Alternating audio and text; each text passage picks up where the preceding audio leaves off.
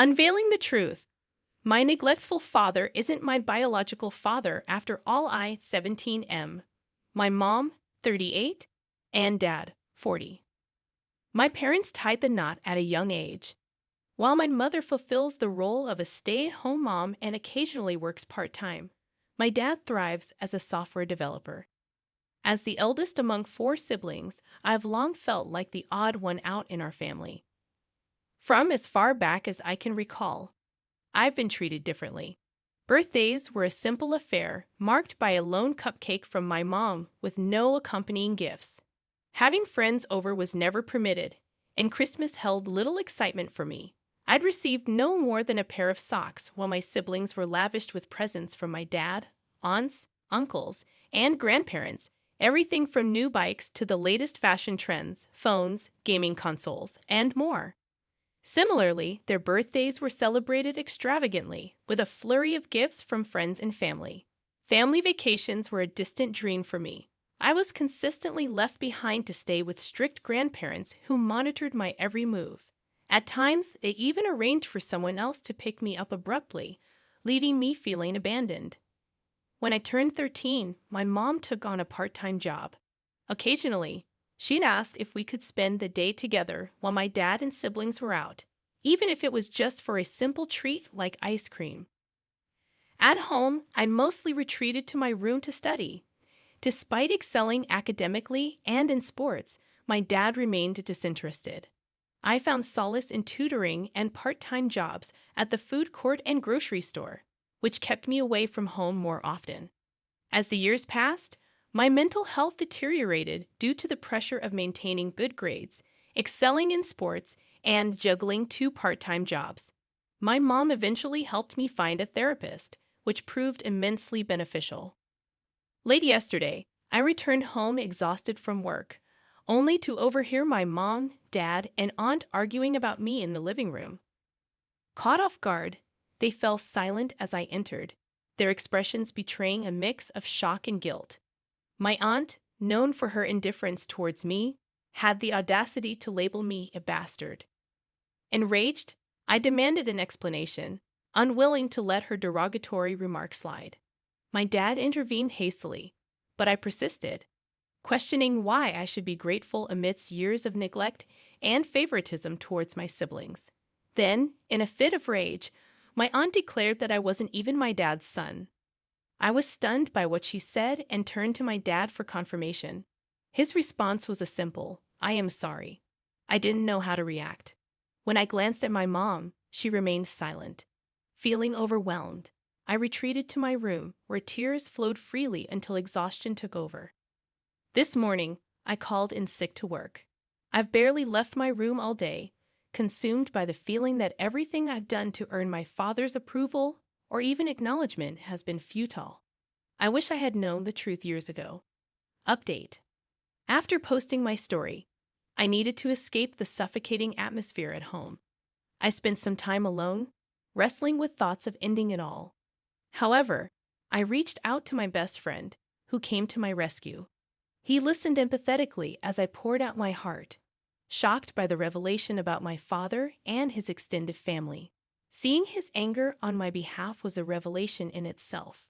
He suggested I stay with his family for a while and even offered to talk to his parents about it. I agreed. Upon returning home, I kept my distance from everyone. But I want to express my gratitude for the supportive comments. While I haven't responded individually, they've provided a new perspective and strengthened my resolve to endure until I can leave this toxic environment behind. I've come to terms with the fact that the man I've called Dad isn't deserving of that title. I need answers. Why the mistreatment? Why the silence all these years? And most importantly, who is my biological father? Is he alive? Does he know about me? To clarify, I have no connection with anyone on my mother's side of the family. My 18th birthday approaches at the end of summer, and I've resolved to move out on that day, or even sooner if the opportunity arises. Update 1. A whirlwind of events has unfolded in these past few days, leaving me with a myriad of conflicting emotions. Despite the turmoil, I'm hopeful that this marks the beginning of my journey towards mental healing. Apologies for the lengthy update. On Thursday, before heading off to work at the grocery store, I addressed my father, whom I'll refer to as K, by his first name. His puzzled expression betrayed his surprise, as I've always called him Dad before. After a moment of awkward silence, I bluntly asked him what was wrong. He brushed it off, claiming it was nothing, and I proceeded to catch the bus. Returning home late in the evening, my mom questioned why I'd called Cade by his first name. I explained that he'd never treated me as a son should be treated. So why should I continue calling him Dad? She had no response, merely informing me that Kate was hurt by my actions. I felt a surge of frustration at her words. Yesterday, I had a therapy session during which my therapist provided invaluable support, as she has done over the years. Later, my best friend called to offer me a place to stay. This morning, upon waking up, I found my mom already in the kitchen preparing breakfast. I mustered the courage to ask her for a private conversation later in the day, stressing its importance. She agreed, suggesting we talk after breakfast, as Kay would be leaving for work soon.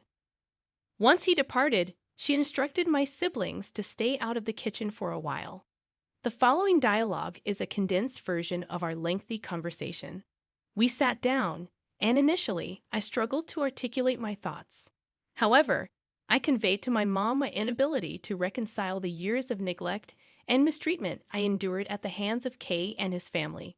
I implored her to provide me with answers. Initially, she attempted to evade the question, offering the same vague responses as always.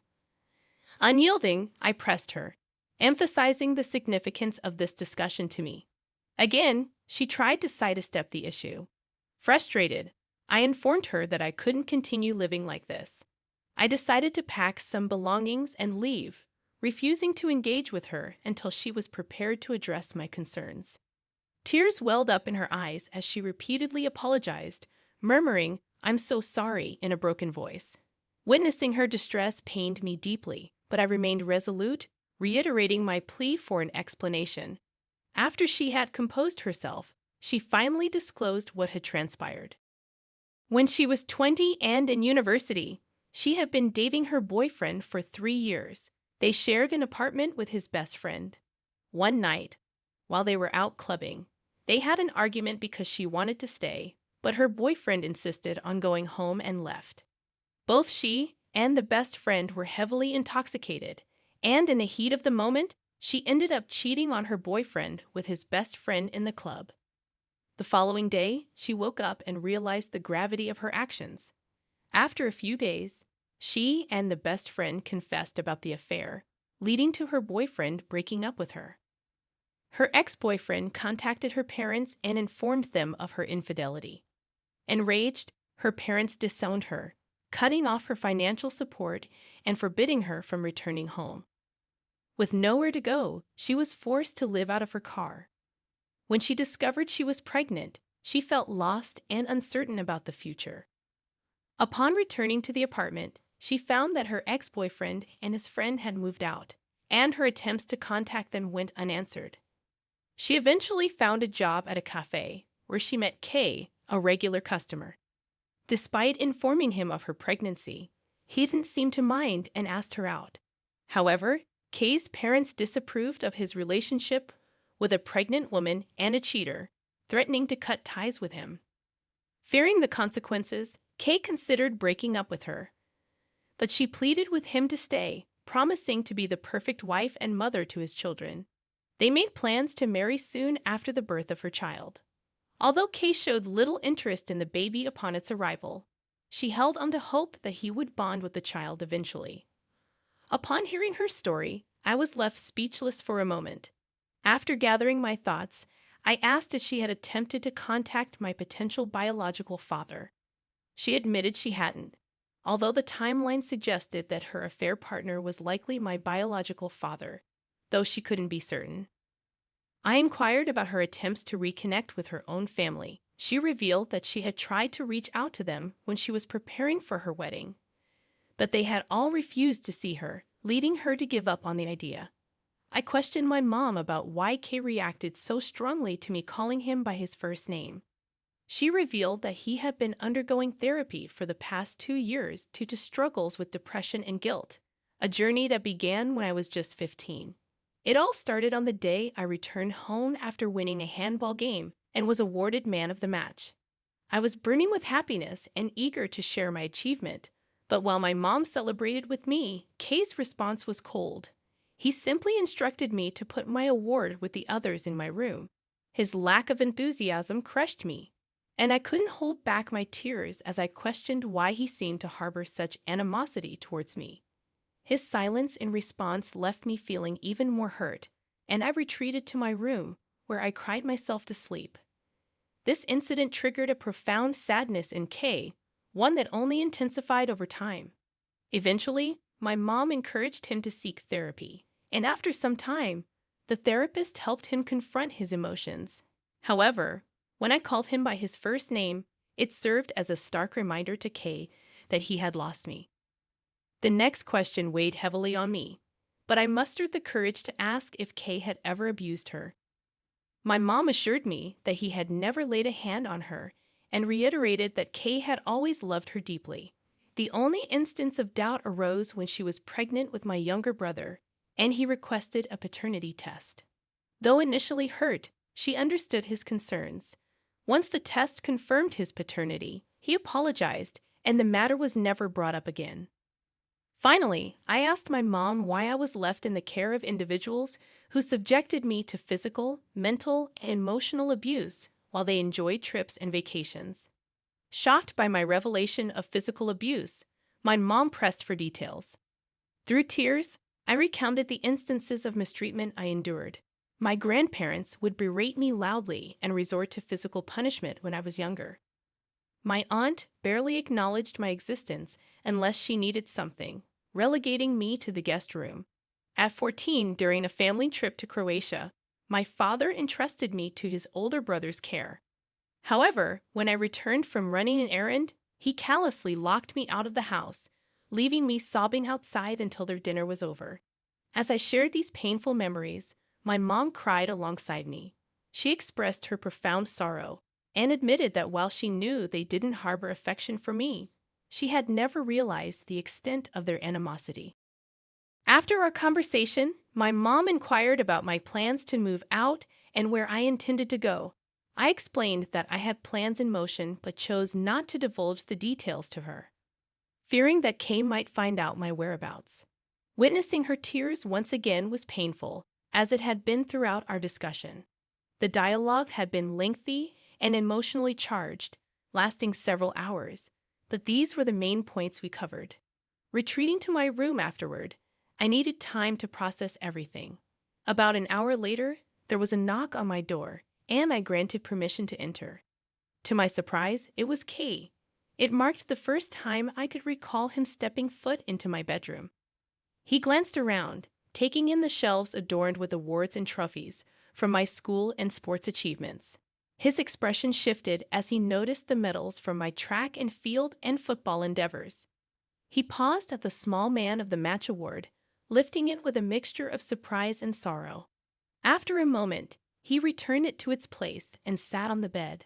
Silence enveloped us for a while until I broached the subject of whether my mom had filled him in on our conversation. Still teary-eyed, he nodded faintly. I asked if he comprehended how I viewed him, and he whispered a quiet affirmation. Meeting his gaze, I confirmed the extent of the hardships our parents and siblings had inflicted upon me. His eyes welled up as he absorbed the truth. I affirmed that it was indeed true, prompting him to break down in tears. Eventually, he stood up and enveloped me in a hug. It was a poignant moment, marking the first time he had ever initiated such a gesture and openly wept in my presence. I reciprocated the embrace, tears streaming down my own cheeks. Reluctant to let go, he expressed profound regret for the pain he had caused me, for years of neglect, for treating me as an outsider. He pleaded with me not to leave. When he finally released me from the embrace, he pleaded for a chance to make amends. I explained that while forgiveness might come with time, both he and my mom would have to earn it through their actions. However, I made it clear that I couldn't extend the same forgiveness to his family for the wrongs they had committed. For the time being, he would remain as K to me. Though it pained him, he accepted my terms. As of now, I've decided not to move out. However, I made it clear that if things regress to their previous state, I won't hesitate to leave, a decision he understands. We've agreed to seek the guidance of a family therapist together. Additionally, I plan to explore the possibility of reaching out to my biological father in the future, though I remain undecided about reconnecting with my maternal family. I want to express my gratitude to you for taking the time to read my story. Update. I reached out to my friend and shared the recent developments. He reassured me that his door would always be open for me. We've been friends since our school days and even play for the same team. His parents are wonderful people whom I know well. While many of you advised me to move out as soon as possible, I've decided to give my family this one chance, at least for now. Update 2. I want to assure you that I'm safe and currently staying with my friend and his family. They graciously offered to accommodate me for the long term. These recent events have been eye-opening, revealing my mom and Kay's true nature. It's become clear to me that neither of them truly loves or cares for me. Despite my attempts to address the abuse and neglect with my mom and Kay, they consistently dodged the questions and instead bombarded me with love and empty promises of change. What truly struck me was a message I received this morning questioning how my mom could have failed to notice any bruises when they picked me up after trips and vacations. That realization was a stark confirmation that someone who genuinely cares about you wouldn't overlook such signs. This morning, I packed my belongings and prepared to leave. It wasn't much, but I called my friend and asked him to pick me up. When he arrived, I moved my things out. I informed my mom and Kate of my decision to leave. They reacted poorly, pleading for me to stay. I explained that I couldn't remain in an environment where it's evident they don't care about me. Kate grew defensive, insisting that this was my home and I shouldn't leave. I confronted him about why, despite 2 years of therapy, he hadn't changed and continued to treat me like an outsider. He had no response. Similarly, I asked my mom why she allowed this mistreatment to persist for years without intervention. Once again, she remained silent. Before leaving, I said goodbye to my sister, which was incredibly difficult since she's the only one who has shown me genuine kindness and love. It was heart-wrenching to see the sadness in her eyes as I bid her farewell. As I sat in my friend's car, emotions overwhelmed me, and I broke down. After driving around for a while, we arrived at his place, where his dad helped me settle into the guest room. My friend shared my story with his parents, and they requested to hear everything directly from me. I obliged and recounted the events. After discussing in private, they expressed their preference for me to stay with them long-term rather than returning to my previous situation. Since I left, life has taken a turn for the better. My best friend and his family have been incredibly supportive. They've welcomed me into their home with open arms, treating me as one of their own and showering me with love, kindness, and understanding. I'm deeply grateful for everything they've done to make me feel safe and cared for. While I've had a few encounters with my mom and siblings, they've never taken place at my old home or my friend's house. I've made it clear that I have no intention of setting foot in either location again, and it took my mom some time to grasp that reality. Eventually, she stopped asking me to return after I ignored her for a few weeks. Feeling the need for a fresh perspective in dealing with everything, I decided to switch therapists. It turns out therapists are mandatory reporters in my country, a fact I'd learned after my first appointment when my old therapist contacted the police. Kay and some of his extended family have attempted to reach out through texts. While some have offered apologies, others have resorted to insults. Those who offered apologies, including Kay's parents, brother, and his family, received a simple response from me. I accept your apology, but forgiveness may never come, and it will be on my terms. For the time being, please refrain from contacting me again. As for what lies ahead, I'm focusing on my studies, prioritizing my mental well-being, and working towards obtaining a driver's license. I want to extend my heartfelt gratitude to each and every one of you for your support and kindness. Your encouragement means the world to me. Big hugs to you all. Relevant COMNENTS. Bro, let's be honest. You need to keep distance from your mom. I mean, she knows what they did to you and never try to stop it. She's a selfish woman who chooses her life over her son. Answer. The only reason I am in contact with my mom is because I can't meet my siblings without her. And when I turn 18, I become financially independent and I can block her from interfering with my accounts. She has never done that in the past, but I don't want to take any chances.